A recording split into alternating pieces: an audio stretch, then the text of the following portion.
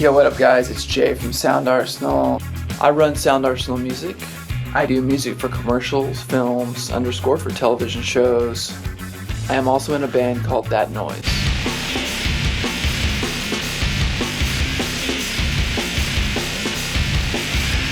I just built a DIY isolation box for my speaker cabinet.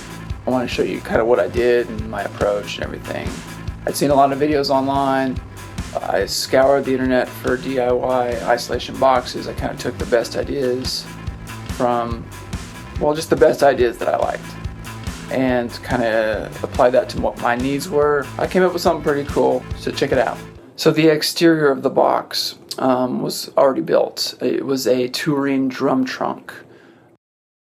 It was compartmentalized for, drum hardware, which had to be gutted to make it into an isolation box for my 212 cabinet. The main thing I was looking for was air. I needed a lot of air in the space that was provided for the speakers. I had seen tons of videos online of different people, musicians, producers, showing their isolation boxes, and they just were so small. And you can't get a great guitar tone in a very small space. I mean, I'm sure you can manipulate it and get it sounding pretty good, but what the magic ingredient is air. It gives it that natural open sound. So that's what I was looking for. I did a lot of research. I had some requirements that had to be met, aka the box had to fit through the door of the studio, so little things like that I had to take into consideration. I did finally find what I feel is the perfect size trunk for my particular home studio.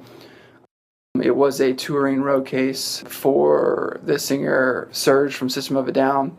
He had a band after that, a side project, and that trunk, or my trunk, was his drummer's trunk at that time. And it was the perfect size, and I just picked it up from Serge's brother, George. What up, George? So I grabbed that, and then I had to go to work on it. It needed quite a bit of customization. I'm going to show you, I'm going to step through the construction steps I took to kind of, get it to where it is now. Basically usable.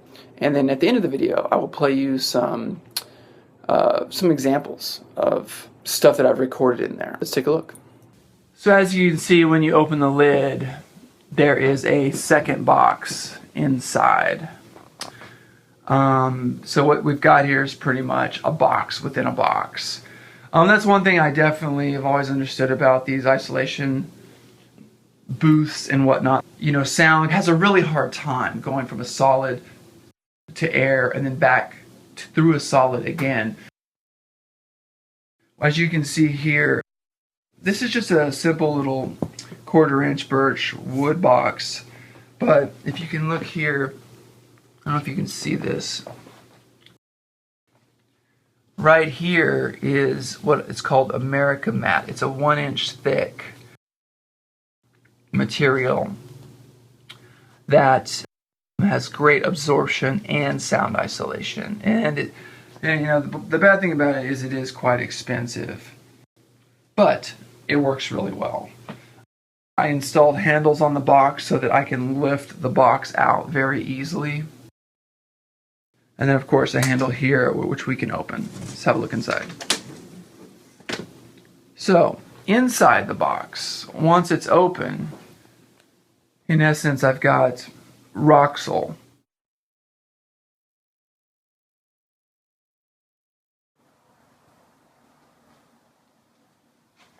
I just kind of instinctively created this. So within the box, I've got, this is 2-inch thick Roxol, and I covered it, of course, with just some fabric because it's not really good for you to breathe this stuff or to be near it. Apparently Roxol is less toxic than asbestos, but trust me, it's not something you really want to be exposed to. So cover that up. I have reinforcement bars here just for the the wood, the interior wood box. I am breaking up the sound and splitting it here with this design. I have no, again, I'm no scientist or anything. This is all just instinct. This is how I'm doing it. I've got a break up here. I've got some diffusion back here. And then I've got like a sound. I put some of the extra America matte in a circular formation in the back here so stuff gets caught. So I've also got behind the amp I've got, a little extra Roxel back here. As you can see, the mics are just in this cavity. There's lots of air in here. A lot more than in most isolation boxes. And when you're doing close miking too, it works. With close miking, this totally works.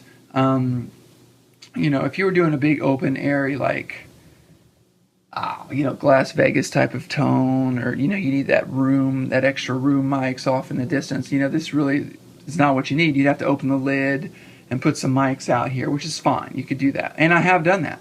I just most of the time I'm close miking and maybe adding some reverb, in the mix or whatever. So I've got my flashlights in here so that when I'm setting up the microphones, I can shine them through the mesh onto the speaker and get my placement right.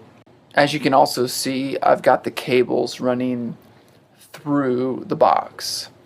So I basically just picked a couple spots, drilled some holes that were the right size for the through jacks that I had purchased. And what I've got here is I've got a speaker cable going into the box to the speaker, as well as 2 XLR mic cables. One last unique feature about my box is I have got pressure release holes drilled into the box. They're kind of sprinkled around the sides of the box here and there so that sound pressure level inside doesn't build up and affect how the mic sound. When the speaker moves, it pushes air, and that air needs to go somewhere. So I honestly didn't know if it would make a serious difference, but I decided to do it anyway because I do know the air needs to not be trapped in the box. So there were some rivet points that were already in existence on this particular drum trunk. I drilled those out and I left them open. They go all the way through, even through the Roxel inside, so that the air can just travel through. Now, does that make it louder in the room? Yes, I guess it does. It's not really a noticeable difference, to be honest with you. When you're dealing with the volume levels that I record with, even in a box, it's still loud. But it's manageably loud, and it works. So, if tone is your highest priority, I would put some holes in your box so that the air can be released.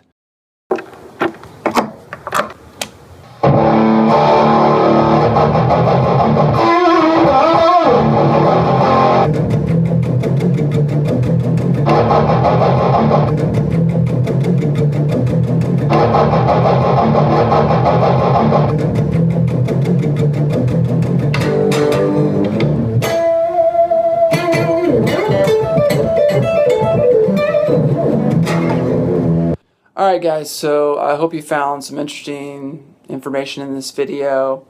I know I told you I was going to play some music that was recorded in the box, but I am actually going to put that music into the next video.